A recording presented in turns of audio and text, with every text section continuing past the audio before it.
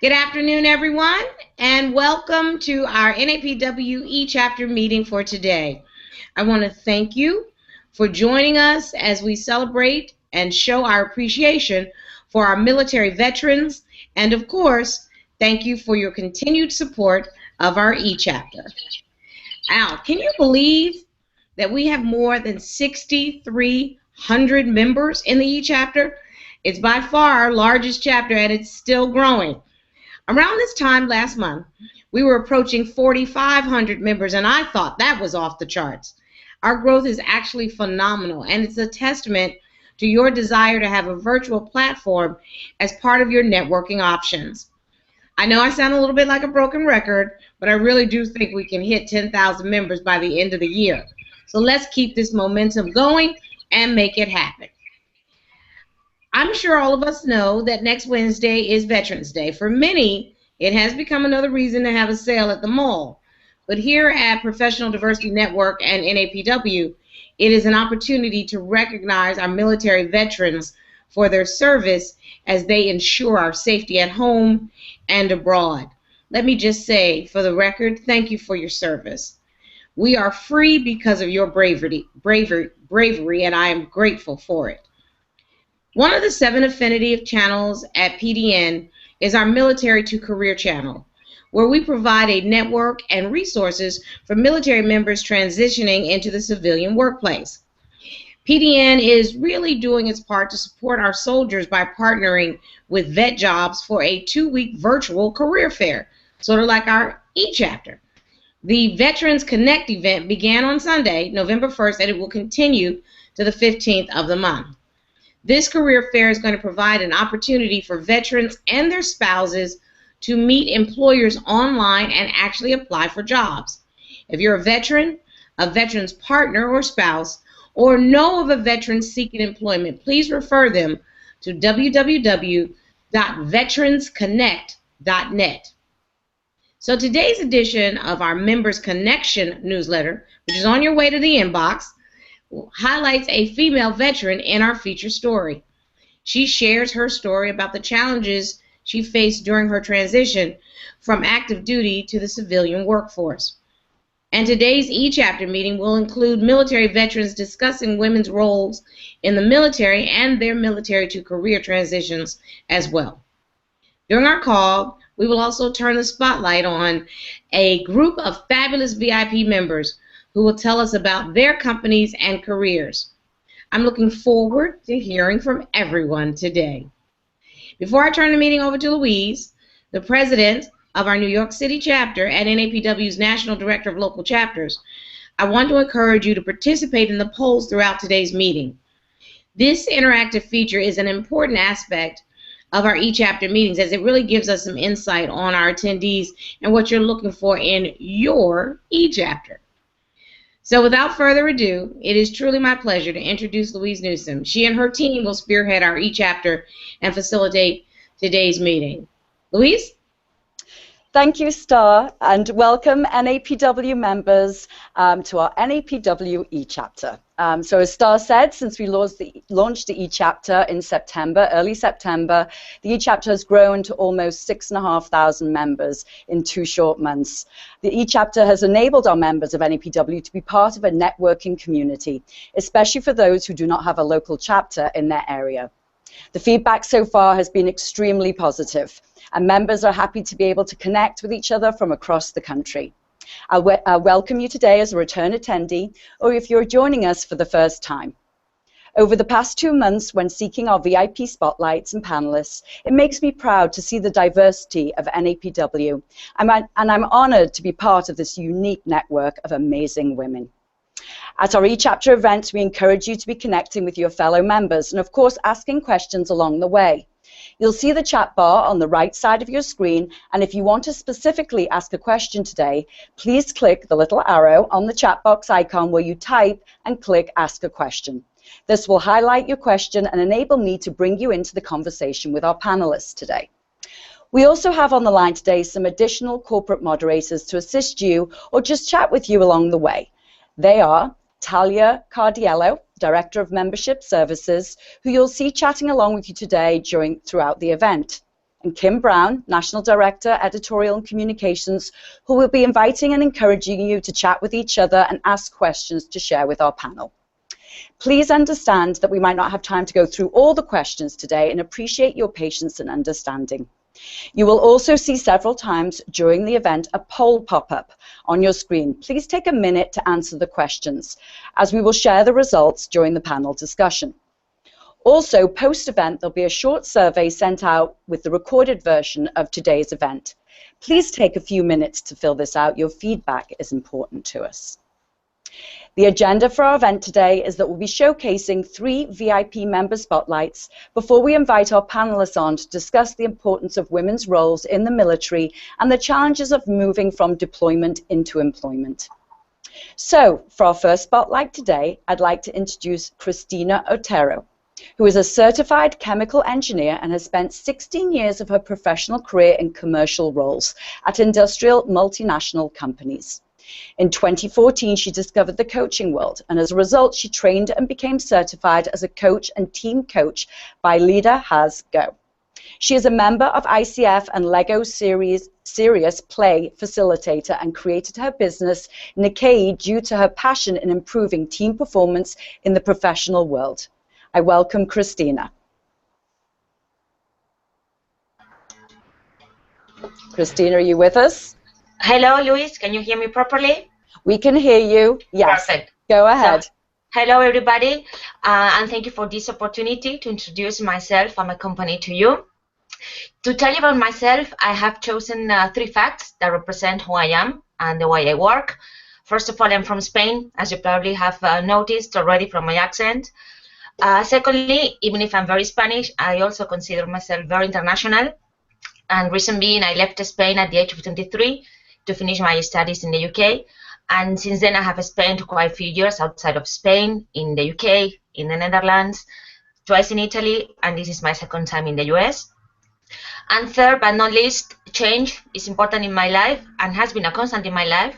As Luis just mentioned, I'm a chemical engineer, and then I moved into sales and marketing, and finally I discovered the coaching world. So I'm a certified coach, individual coach, team coach, and I'm also a certified facilitator in Lego Serious Play, a methodology that I love because it's very powerful, and I will tell you a little bit more about it. The last change in my life has been moving to the US early this year and founding my company, Nikkei, which means you can, because I really believe in the power of people. And at Nikkei, what I do is I combine my knowledge from my previous experience in multinational companies with my coaching and Lego Serious Play knowledge to help teams become better and to improve their performance. To show you a little example of what Lego can do, let me show you a model, a real model, which was built by a small sales team who got a new manager, and they wanted to express to this manager what they wanted to become, what they wanted and to be as an ideal team. So hopefully you can see it. Here you can see the small minifigures which represent the people in the team. So you can see very diverse. There is a lady, there are some men, and all with tools because they wanted to express the importance of having the right tools to perform their job. They want the team to be based on transparency and loyalty. You can see the little dog representing loyalty. And they want to have challenges which are high but still reachable, based on transparency again. And these goals, they wanted to be 2 sides, or they wanted to have 2 sides. One economical, you can see the cup, and one linked to customers. Don't forget, we are talking about a sales team. So they wanted to represent the customer as a king. And all this in an environment of fun, which is the pink color, passion, which is the very red color, and curiosity. So they represented curiosity. They are open to other functions, other roles, and also other challenges. So you see, this is the power of this methodology. This has been built by the whole team, so everybody had to participate in the process of building the model and also in the decision-making process, and this is why this methodology is powerful. Oops. Everybody participates, even if it's falling apart, and the good thing is we can represent concepts which are abstract because we use the Lego bricks, and you see, the dog means loyalty, so we can represent concepts which are abstract in an easy way. And last but not least, we unlock the knowledge of the people. Did you know that the hands are connected to the brain? So by using the hands, you use the brain, and when you use both hands, you use both parts of the brain. So with this, you get the maximal potential of the people around the table. So if you are in HR or you are managing a team and you have a complex challenge and you want to understand and accept that everybody has something to say and you want to get the maximal potential of the people, please contact me at my website or via email, and then we can develop a workshop together. Thank you very much. Thank you, Christina. Our next VIP spotlight is Gail Thompson, who over her 45-year professional career has worked in health education, bringing the Wise Woman Wellness Program to Nevada. She managed American Corp and Vista programs in both Nevada and Arizona and served as the Wellness Program Coordinator with Nevada State Health Division. Gail has been honored by receiving the Worldwide Who's Who's 2013 Entrepreneur of the Year representing the jewelry design industry and received the National Association of Professional Women's VIP Woman of the Year 2014. She has been creating jewelry, including handcrafted Southwestern style jewelry for 30 years. Her inspiration has come from the desert environment. Gail, I welcome you.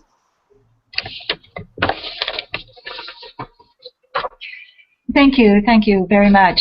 Passion has always been a driving force, and I have always done what I wanted, when I wanted, and if a job didn't mesh with my philosophy on life, I quit, even if it meant unemployment for months. I am Gail Thompson, and through most of my adult life, as my mother would have said, my whole life, I'm very stubborn. My two reoccurring passions are service to others and my art. My service began when I moved to Carson City in 1982, and even though I worked for a living, I also lived to serve, among which I served as president of the American Cancer Society in Carson City. However, when I received a phone call from a husband who had a choice between food and pain medication for his wife, I really needed to reevaluate what I was doing. And education was one thing, but this called for immediate action. And a group of us then formed Carson Advocates for Cancer Victims. And we began helping raising funds for cancer patients who could not afford medication or healthcare coverage.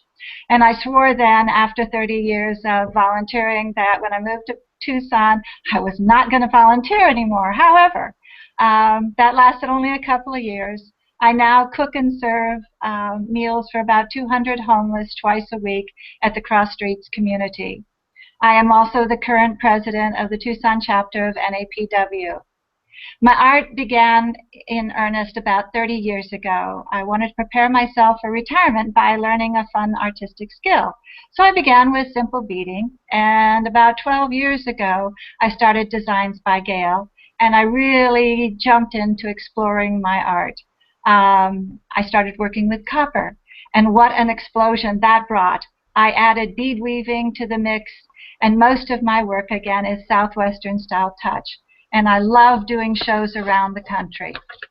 I now co-own a shop, a gallery, with 10 other artists. That shop is called Cactus Run Artisans. Since we're in Arizona, that's our state bird. I work in copper bead weaving. I mix gemstones, fossils, turquoise, beads from everywhere in the world, and I put unlikely combinations together where no two pieces are ever the same. If you are interested in my work, for the next week I am offering a 20% discount to NAPW members, and I will match that to help feed the homeless. So you go to designsbygail.net, or you can call me, and I think my information is on the screen. Service to others truly gives meaning to life, and I have a mission and a purpose. I will never be financially wealthy. However, I love my life, and I don't waste a minute of it. And thank you, NAPW, for this opportunity. Thank you, Gail. Go into the chat room, as we discussed, and please share that information again so that everybody can have it to go onto the website and view your jewelry and hopefully purchase some. I know I will later. Anyway, last but not least is Linda Jo Zerber, who is a graduate of Princeton University and founder of Big Squirrel. Her specialty is consumer insight and brand strategy development. Most recently, her works includes articulating a retail strategy for Hanes brand stores, creating a brand vision for KinderCare, analyzing the implications of technology on consumer behavior for Samsung, to just name a few. Linda trained as an architect and has over 19 years of experience and has mastered the art of defining the voice of the consumer.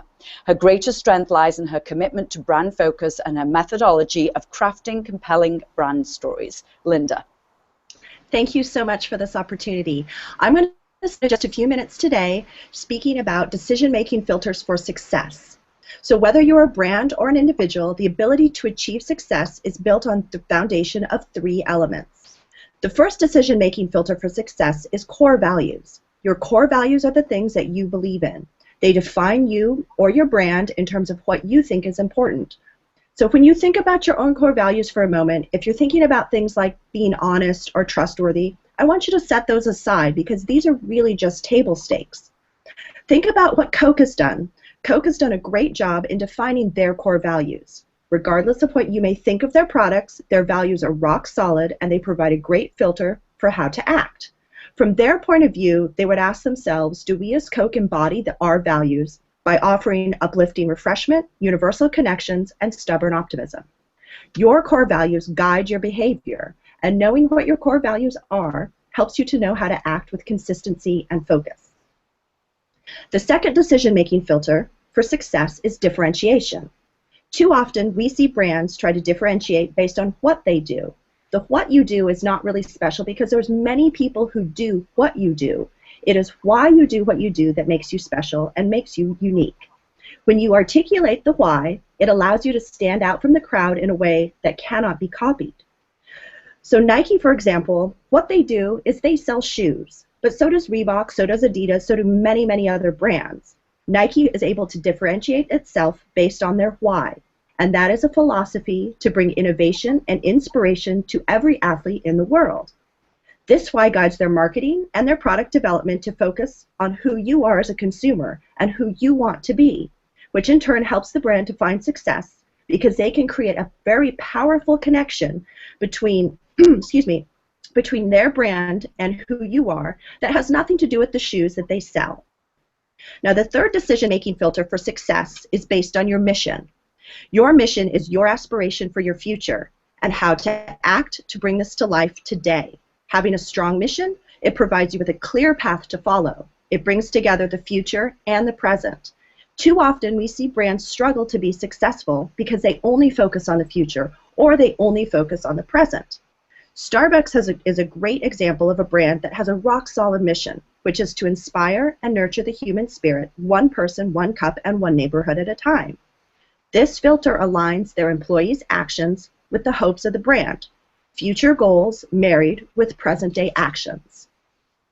So think about what your mission is and ask yourself if your daily actions are advancing you to realize your goals, and if the answer is no, then you're limiting your own chances for greater success.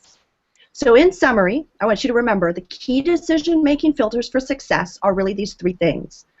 Articulating and acting on your core values, defining your point of difference based on why you do what you do, and acting in a way that marries your future goals with your daily actions.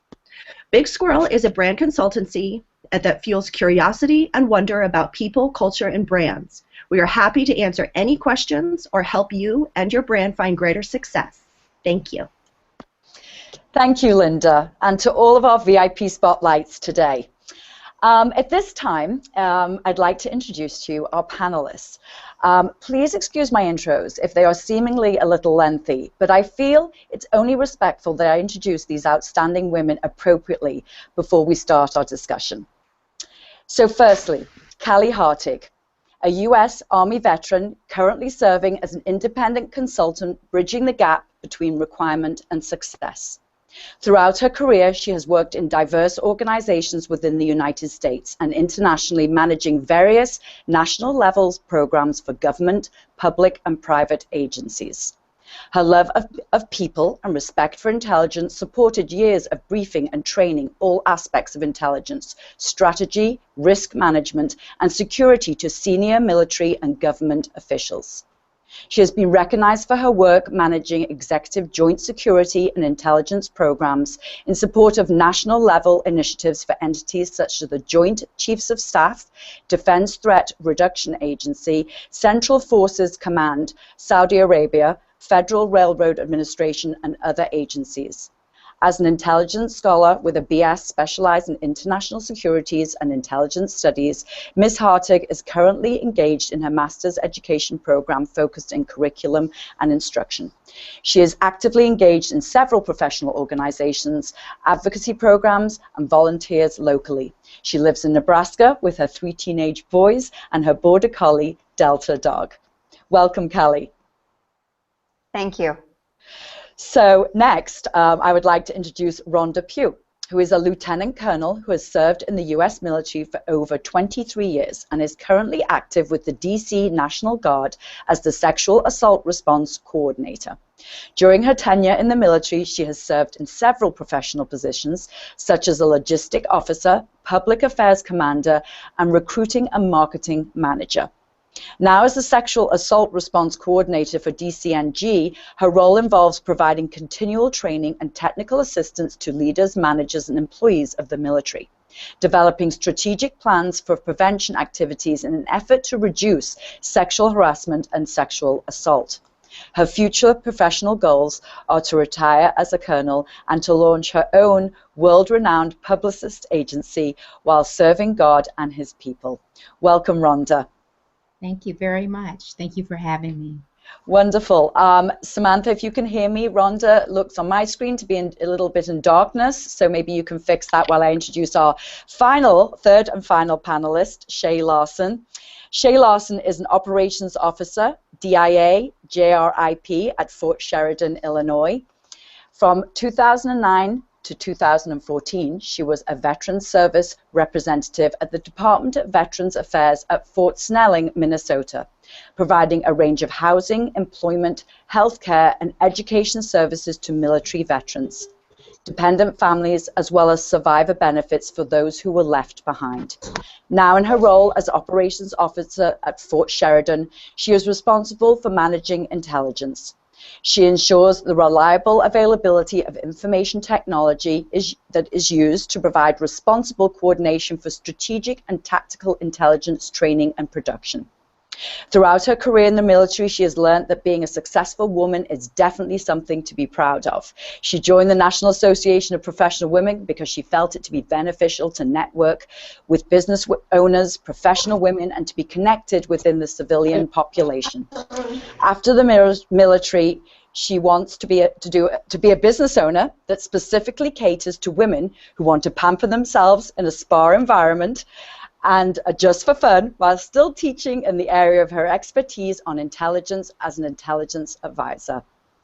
Welcome, welcome ladies, all of you. It's so wonderful to have you all on here today, and I know that we had to get through some really major technical issues just due to your own firewalls, and so I'm just thrilled that you managed to get into spaces that you can come online. So actually, Shay and Callie, if you can unmute yourselves. And Callie, I think, there we go, Shay. Everyone's here. Okay, wonderful.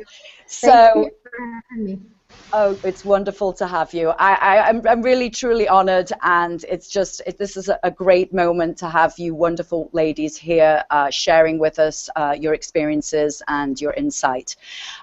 So, anyway, just to start off our panel discussion, and we realize after me introducing you that you come from different areas of experience, but the one thing we all have in common is that we are all women.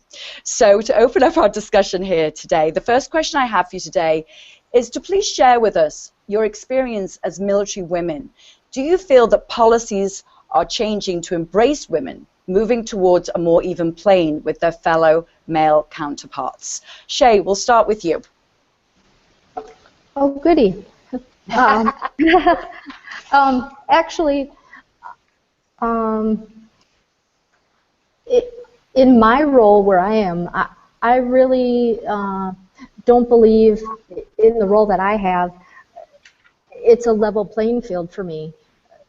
Because in my position, it's always been a very high-ranking personnel where I am, and I've had to prove myself over and over that I'm capable, I'm educated enough to do this role, this position. Where I've been, you've had to be lieutenant colonel, a full bird, or a major and above to hold this position. And even though I may have my master's, that doesn't hold any weight in this position. It doesn't matter. You know, if you're a captain where I am, you still have to prove yourself. It doesn't matter your knowledge base. They see the rank, they don't care. And it's hard to be in this position and come to work and know, okay, it's another day at the grindstone. I have to prove myself over and over. But where I work, they know that Captain Larson is here to save the day. Everybody's looking for me to fix their stuff. And they're like, yay, she's here. She's going to fix me. Yay. And everybody knows that I'm going to take care of their business. And the day that I don't show up, the ship sinks. So, just like any true woman, right? I mean, that's right. Leading the helm, running the ship, keep making sure everything's in order. I mean, that's, as women, you know, that's where our strengths are. They lie there, very much so. I mean, do you agree, Shay, that we can keep things in order? Absolutely. We are the know-all, be-it-all, fix everything, the multitasker. We do it all. And when we don't show up, everybody's wondering, where is that captain? She should be fixing my stuff.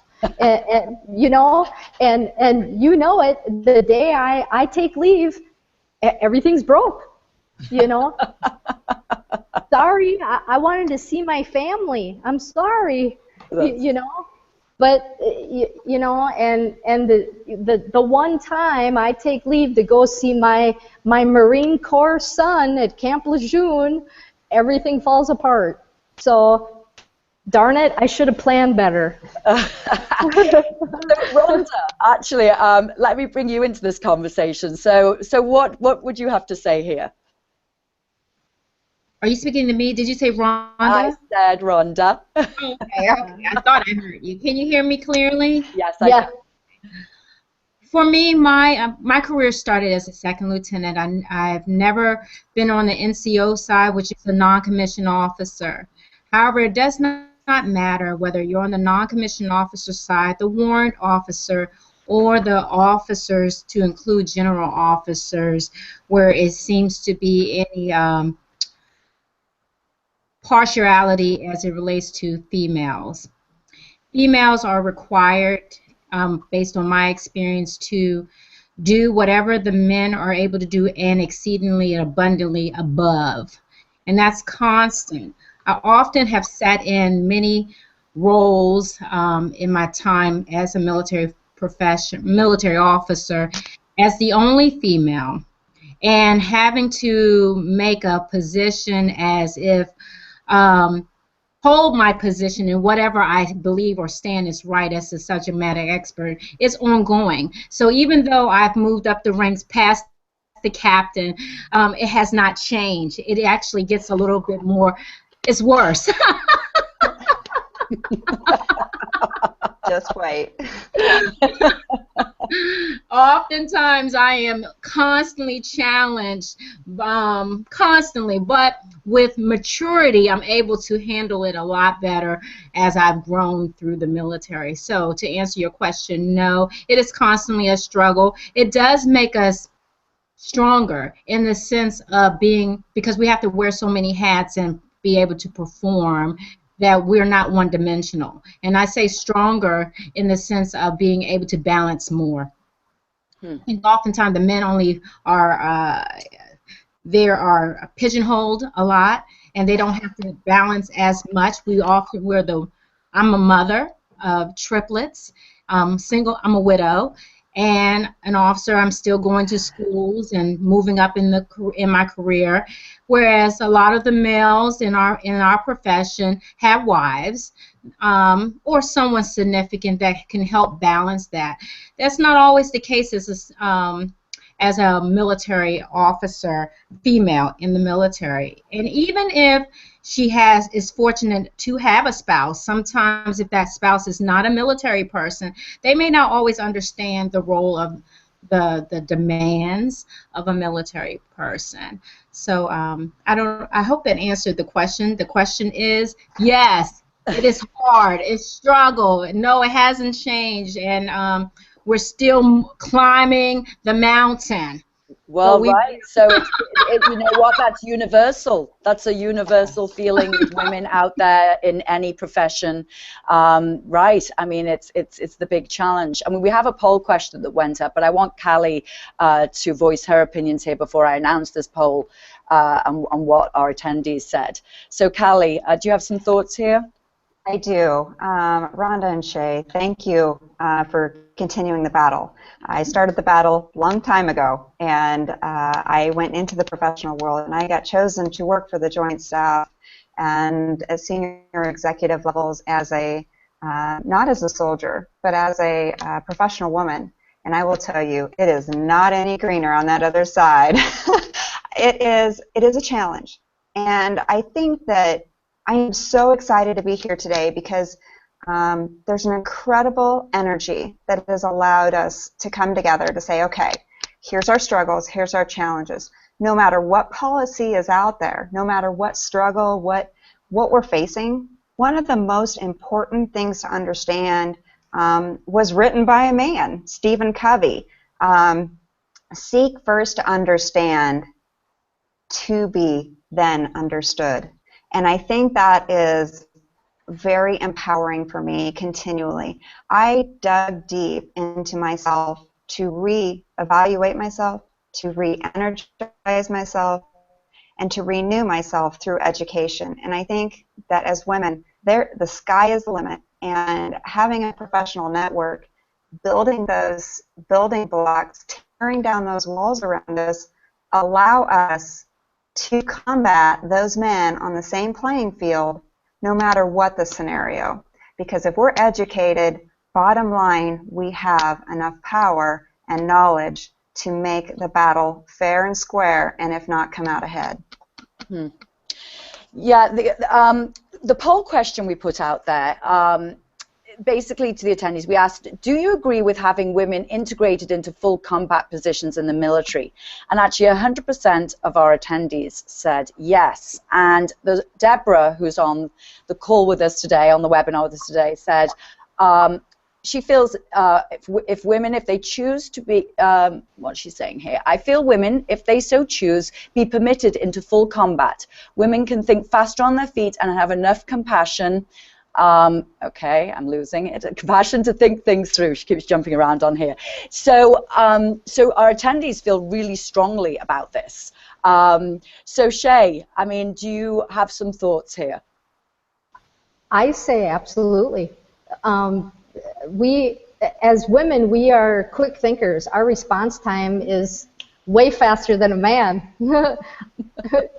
You know, because we're mothers. We have that instinct that our senses are, I like to refer to them as spidey senses, you know, because if we see our child in pain, we are right there, we are on it. Our instincts take over faster, obviously more than a man. I mean, if we have that mama bear instinct, you know, and when I was a company commander, you know, I took care of those soldiers like they were my children. You know, if anybody harmed them, I was going to get them first, you know. So I mean, I know as a commander that I was leading my troops. I was that figurehead that took care of my soldiers. You know, I would be the first in fight before them, you know, even though they shoved the commander to the back, you know, but, you know, you just know how to do troop leading anyways. And I'm sure Rhonda understands. I'm sure Callie understands what I'm saying. You know, I mean, you want to be there. You have a mission. You know how to succeed, and you know, not always does a man have the gumption to want to go out there and be in the fight. You know, some men are cowards. I mean, I feel kind of sheepish to say that, but some men are like that. Some women, we like to fight. You know, we have, you know, we we do. We just have. It's true. We have that fire in our belly, you know, Yes. and that's what we're built on. We just have that, and that just, you know, determines who we are, you know. But I think the other ladies can build on that. Actually, Althea, who's on the line, says the discussion is wonderful to hear from our military women. I agree with Callie. Women, period, will continue to be challenged and expected to be better than their male counterparts, whether military or corporate. We are proven in coming out ahead. Great point, Callie. That was to your point before. So, Callie, what would you like to add in here? I would just add 1 ounce of caution. And this goes to Shay and Rhonda. It is critical and vital to not let your soldiers underneath you go to battle without that foundation that is, we are always ready to fight. Hey, we're going to bring it every day of the week, right? That's right. At home with our kids. I have 3 teenage boys, which it's a battle almost every day, which I love. I wouldn't trade it for the world. But I would ask that even as those around you, protect them, uplift them, give them the knowledge, the wisdom, the foundation that is underneath them, because if they don't have that, they will go to battle, but they'll fail. And I think it's vital that we as women know each other, know our weak points. You know, I got all kinds of issues as being a woman, you know, everywhere from the chemical, biological, all the way to professional. And I think that I ask as commanders, as women leaders, that it's vital that the younger women, and I know as you grow into your roles, it's very vital. And Rhonda, you're in a senior role, and it's extremely vital. And I would ask how much pressure is put on you with those subordinates to say, okay, I'm going to lift you up, push you forward, because not only is that going to count for your everyday survival today, but as you go on into the world when you leave this. Mm-hmm. Mm-hmm. Callie, really, really good points, because obviously, like we said, the fire in the belly and the passion to go out there is not always a winning situation. And to have that foundation behind you is really important. If it's going out to combat, if it's being in a corporate environment, whatever it is, it's a really good point that you bring up. Thank you for that. And Rhonda, would you like to add in here? I would like to go back to the first person that asked the question about women in combat. Can you repeat that question? Are you able to? Let me see. Was it more of a comment? I'm trying to find it. It was the poll question, I believe. Oh, it was the poll question, yes. It was asking, the poll question was, do you agree with having women integrated into full combat position in the military? And everybody on this event today says yes. Okay. I personally have mixed feelings about that, and I agree a lot with Callie. Simply because you really need to know your stamina. And once you if that became a full-blown campaign, meaning that women now at all areas can go into combat, that may propose a challenge for some. Combat is not just about the physical strength. It's mentally, it's a mental challenge.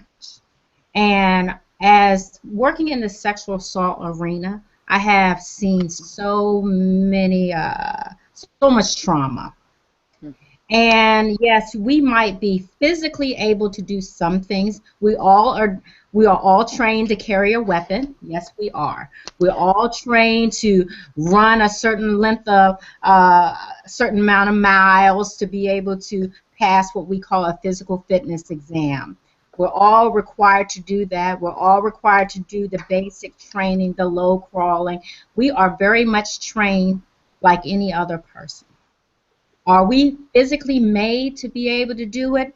I'm not totally sure, simply because we are women and different. Not incapable, but different.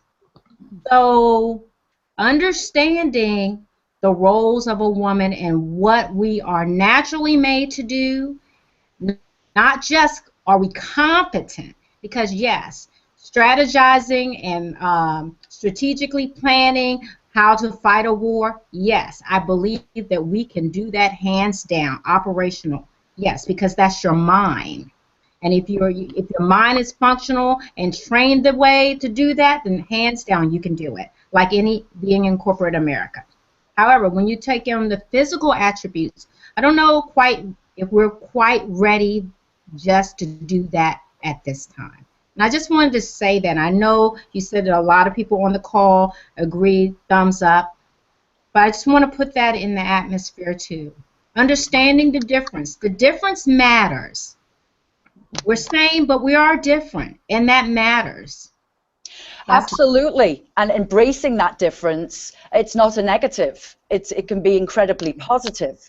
So, I mean, that's the thing, is we don't have to all be the same. And I think that as women, that we can recognize our strengths, and we can also recognize our weaknesses, and we can empower our strengths and keep growing on those, and not keep battling with the areas that we're not so good at. And it's okay. We know that if it's in corporate or if it's in the military as well.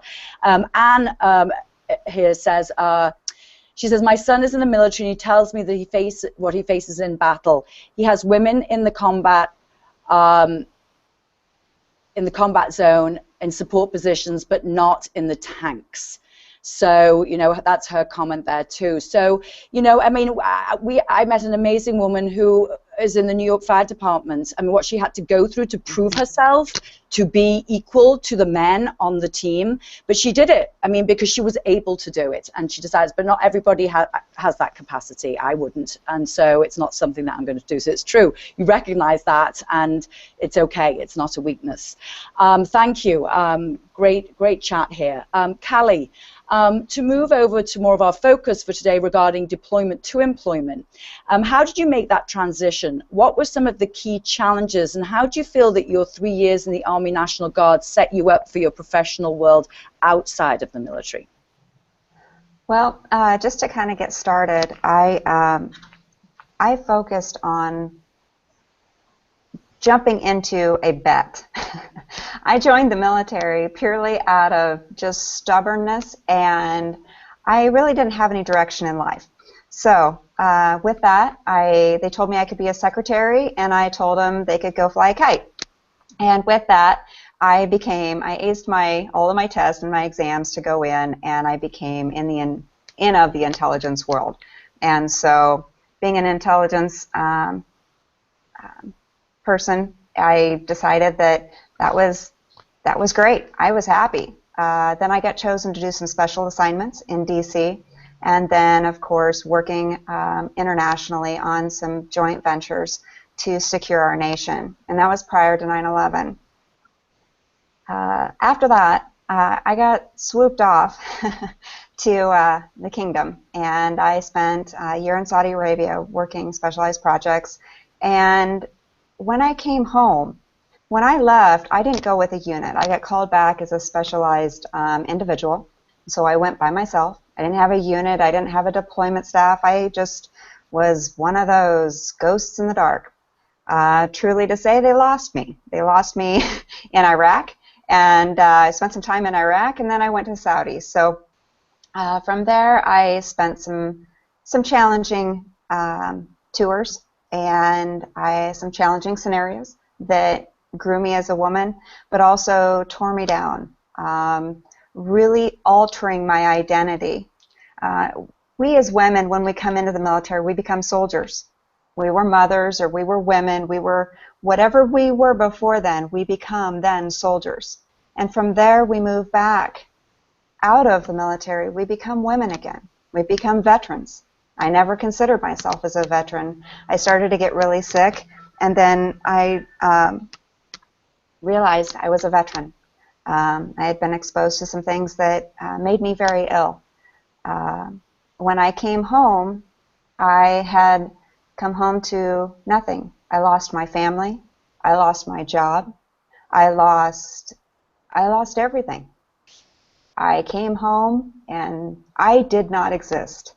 I was a soldier, but I couldn't go back to being a soldier because I had been injured. I couldn't be a businesswoman because the contract I was on decided to figure out how to get rid of me while I was gone. Competitive male field again. Then, you know, I lost my husband. I lost everything. So for 10 years, I will admit, it was difficult. There wasn't the programs that there are today. I had no one. I had literally only my faith, and that foundation alone is what kept me alive.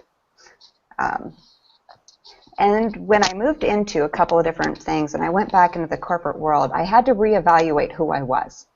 And finding out who you are after being multiple identities in the intelligence world and then moving on into motherhood. And my children didn't know me because they were very young when I left, and they came home and they said, "Dad, renter's at the door." And that was kind of heart-crushing.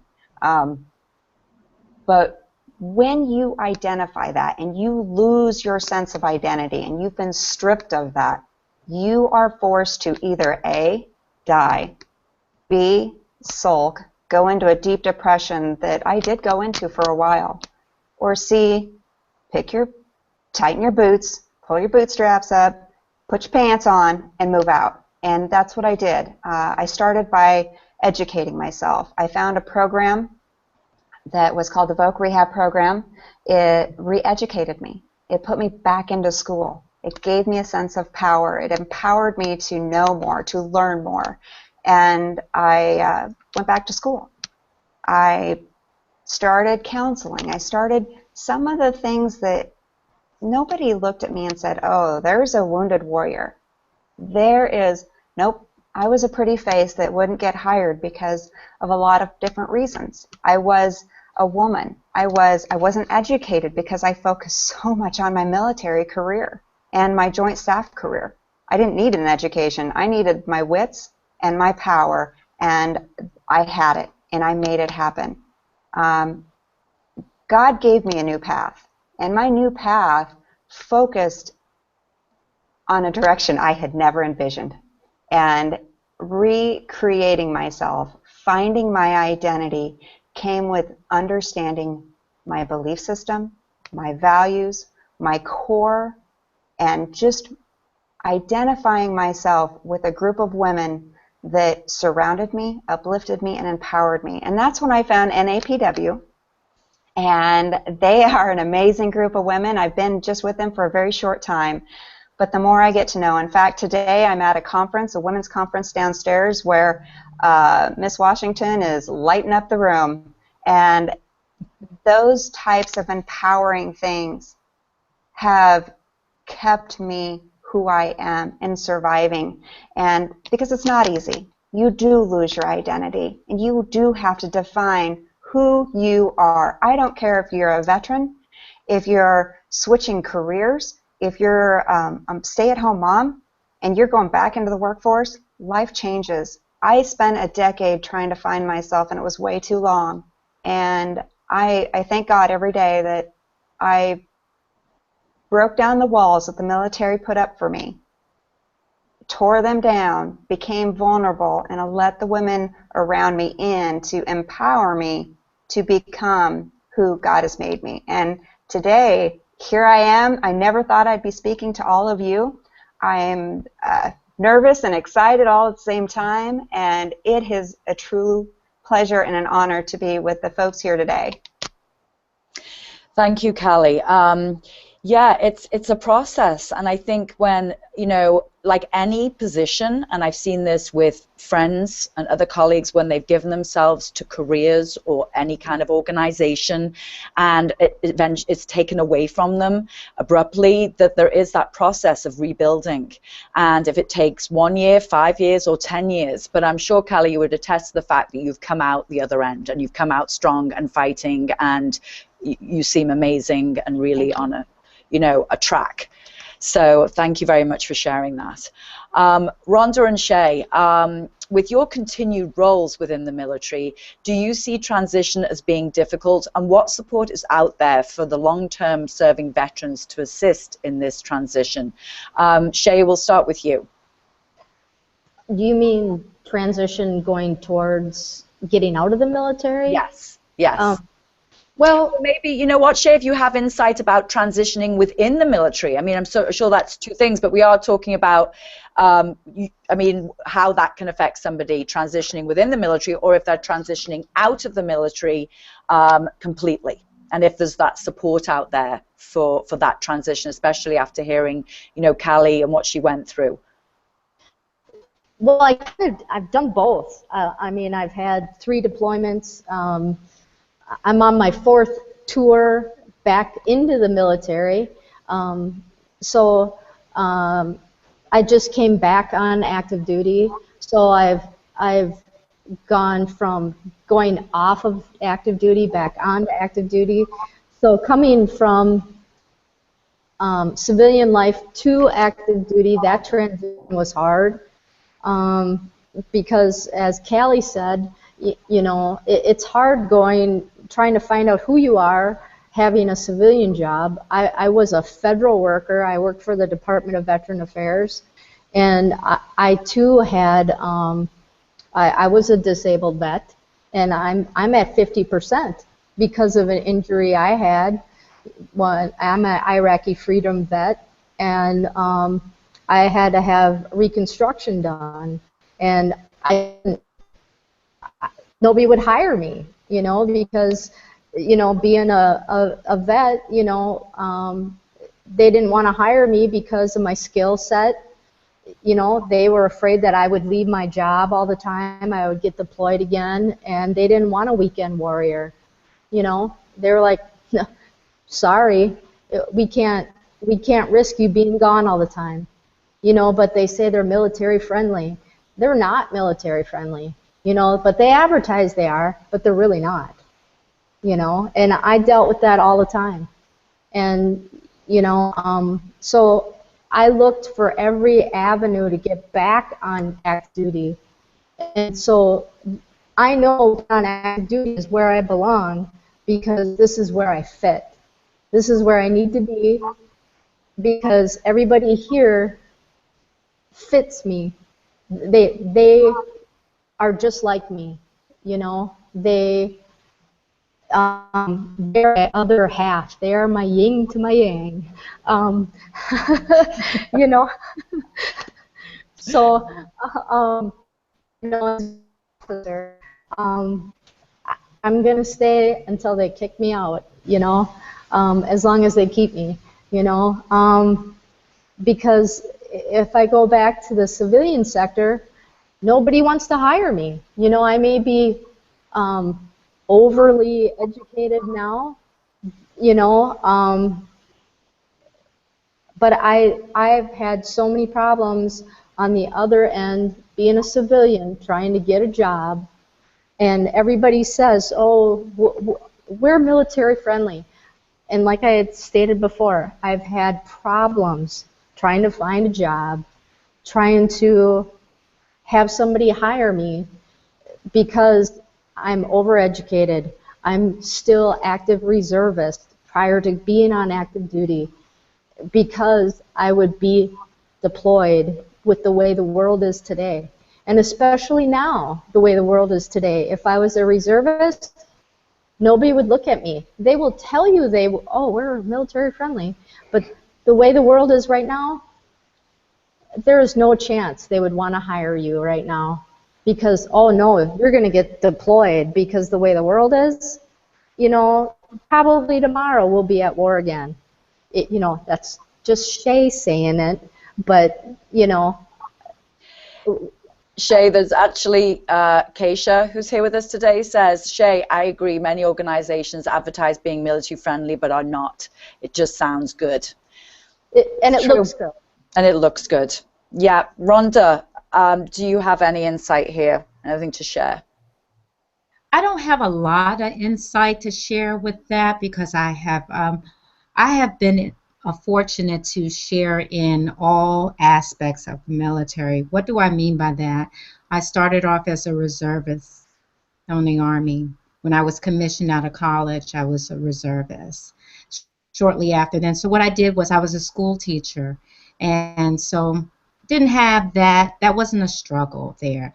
But when I got picked up to go into the National Guard, I did a National Guard assignment, but I was a military technician where I worked 3 years. So the military slash federal employee hired me. So I did that for 3 years. And then I went to active duty, which is where I am now. So I have not had a lot of insight of that personally. I've only heard of the trials that several men and women actually have experienced in trying to make transitions out of the military. And Shay is absolutely right. With your education, it looks really good militarily, but it seems to be a challenge on the civilian population. Maybe I don't know what the barriers are, but it's a gap there that needs to be bridged.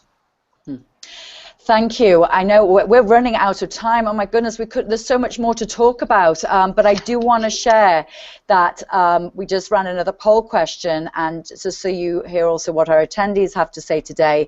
What types of difficulties do you think women veterans experience when transitioning to the civilian workforce? So is A, adjusting to home personal life, B, creating a strong resume for a job search, C, stereotypes about women in the military, and D, all of above. 72% of our attendees today said all of above.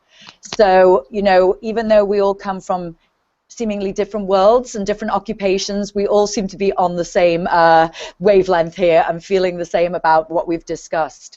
I really thank you all for coming on today. I know it's a challenge with what you do to be able to come on and take time, and I think that I know myself, and I'm sure the attendees, I see the chat here, it's been going and going, that we've really enjoyed hearing your insight, and you know, thank you again for coming on. And Rhonda, I will see you in New York on Friday. Yes, I will be there. Jay, Thank you all. I didn't hear you saying you were coming to the summit or Callie, but I know Rhonda had mentioned that to me. No, I don't have any leave. Oh, shoot. And I'm on business, but if I can get there, I will. I'll send you the information after we're done with the call. So thank you so much. Thank you. As we wrap up our Veterans Awareness event, eChapter, for today, of course, I'd like to thank our panelists, Shay Larson, Callie Hartig, and Rhonda Pugh, and our 3 VIP spotlights, Christina Otero, Gail Thompson, and Linda Jo Zerber. And thank you to Star for leading off our eChapter event, Talia and Kim for chatting with the attendees, Sam Picorni, our local chapter division manager, for stepping in today to assist with the IT portion of the webinar, and the NAPW team as a whole for supporting and working with me to bring our eChapter to life. We'll be hosting the eChapter bi-weekly until the new year, following the NAPW Foundation Calendar, each month, just as all our local chapters do. Our next event is November 18th, 4 p.m. Eastern, and is Thanksgiving month on the NAPW Foundation Calendar. And we will be featuring 3 VIP members who have a long history in their field, discussing the major differences between a professional and a seasoned professional.